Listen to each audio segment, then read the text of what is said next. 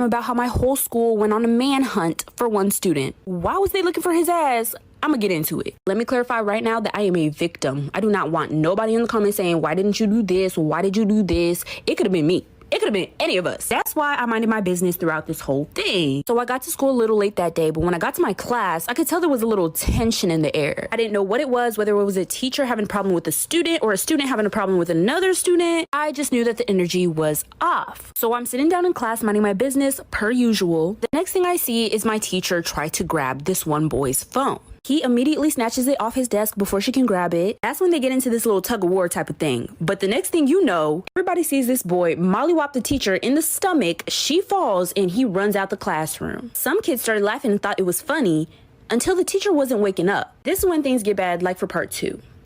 This is going to be part 2 of the time my whole school went on a manhunt for one student. So like I said, this kid punched this teacher and ran out the classroom, and the teacher wasn't waking up anymore. So as you can imagine, a room full of drained high school students who just woke up a few hours ago, we were all kind of just like looking around at each other. No one thought to, I don't know, tell somebody that this shit happened. Like, were we silent? Or were we silenced? I blame the school system for making school so early because I feel like once you get to school, your cognitive functions get out the window. So I really try hard not to feel guilty about this, and I try not to blame my other classmates for not doing anything as well. And then eventually like 5 minutes pass, and then we're like, okay, maybe we should check if she's awake at least. That's when one of the students get up and start to check. Well, they check and they say that she's not breathing. It obviously set something off in our brains, like this is an emergency, something needs to happen now. That's when a bunch of us ran to the office and they called the ambulance. Like for part 3, this is gonna be part 3 of the time my whole school went on a manhunt for one student. We went to the office and told them how the kid punched the teacher and the teacher wasn't waking up. Immediately, a bunch of staff ran to the class to see where the teacher was and what was going on with her.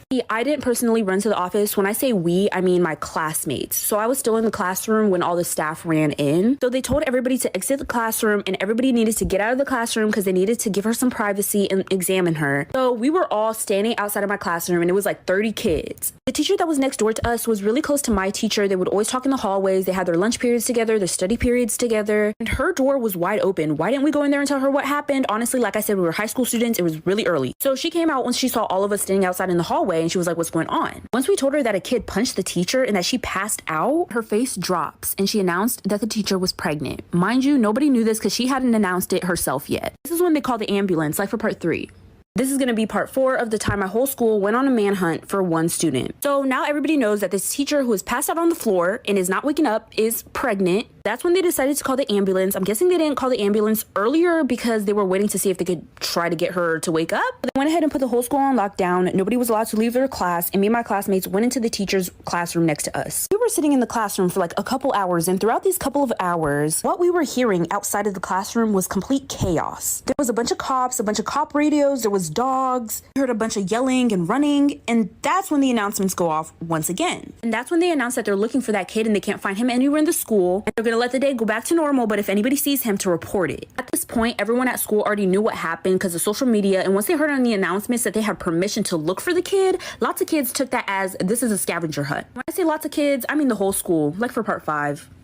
This is going to be part 5 of the time our whole school went on a manhunt for one student. But once they announced to report the kid who punched the pregnant teacher in the stomach if we see him throughout the school day, lots of kids took that as find him and bring him to me and started hunting him down. I mean, like, as they should. So anyways, yeah, complete chaos broke out. As soon as that bell rang, child, you would be able to leave school and nobody would notice. Everybody was in the hallways. People were looking under the stairwells. They were checking in the janitor's closet, opening up doors that they shouldn't be opening. And with everybody looking for this kid, we found him pretty fast. We did what the police and police dogs couldn't do. This kid was hiding in the band room under the band instructor's desk.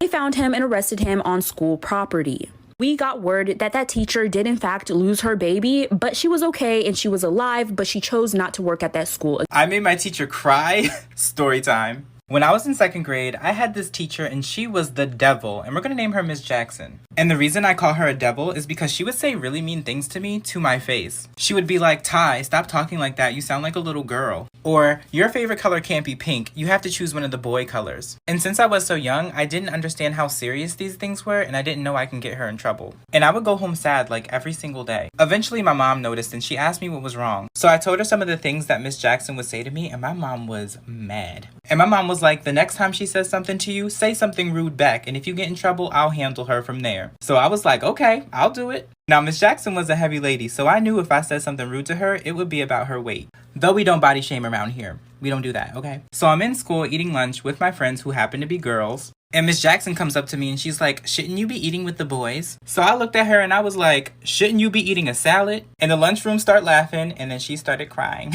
Story time about how I kissed every teacher I ever had a crush on and never got caught. Disclaimer, this is not my story time, it's on Instagram. Growing up, I was a spoiled brat. My parents gave me literally everything I ever wanted. For my 15th birthday, I told my dad that if he didn't get me a BMW, I would run away. So on my 15th birthday, I got the BMW. My parents never said no to anything. One time I told my parents I wanted to have a party at my house and they said no. I threw a tantrum and started to cry. My dad pulled out his credit card and told me to stop crying and I could go buy whatever I wanted. And I pretty much maxed out his card. He did punish me for a month, but all he really took away was the TV. As you can see, I was completely entitled. And yes, looking back, I would love to punch myself. I was a complete brat. When I got into high school, I went boy crazy. My parents told me they did not want me having boyfriends, but of course, I put up a fight. They had no choice but to let me have boyfriends. I would bring them over to my house all the time, and I would always take them up to my room and lock our door. My dad told me one time to open the door, and I wouldn't, so he just left me. Eventually, I got bored with all my boyfriends, so I would just break up with them. But one day, this new high school teacher comes in. We made eye contact for about 5 seconds. I was obsessed. Follow story time about how I kissed every high school teacher I had a crush on and never got caught. Disclaimer, it's not my story time, it's on Instagram. After we locked eyes for about 5 seconds, he looked away. But I was totally obsessed. He was like the most perfect guy I'd ever seen. And the first thing I did was go to his classroom. I knocked on the door and as soon as he saw me, he smiled and said, come in. We talked for about 2 minutes and he told me that he was only substituting. So I knew I needed to make my move really quick. Fortunately, I was not taking the classes that he was substituting, but I had to find a way to get close to him. So I started watching everything that he did. My school had a big outdoors area and there were lots of tables around. And I noticed that he would go behind the library to eat his lunch. So I started going behind the library to eat my lunch. I decided to get there before he did so that it would be a coincidence. As soon as he saw me, he waved, but he sat at another table. So I grabbed my food and went over to sit with him. That's when I started asking him if he had a girlfriend. He got super red. This guy was blushing. And I knew right away that he probably had a crush on me. He basically didn't give me a yes or no about the girlfriend, but I didn't care. But I didn't want to make my move right away. He said for the next 3 days, I sat with him at lunch. Finally, he asked me, don't you have friends? And I said, yes, but they're all annoying. That's when I leaned in for the kiss. And no, he did not pull away. The kiss lasted for about 10 seconds. As soon as we pull away, he starts looking around to see if anybody saw. And he told me that I need to find someone my own age. Either way, he was 24, I was 17. Next day at lunch, I asked him if he wanted to go to my car. And we ended up kissing 3 more times that day. That's when he asked me for my phone number. Follow for part 3.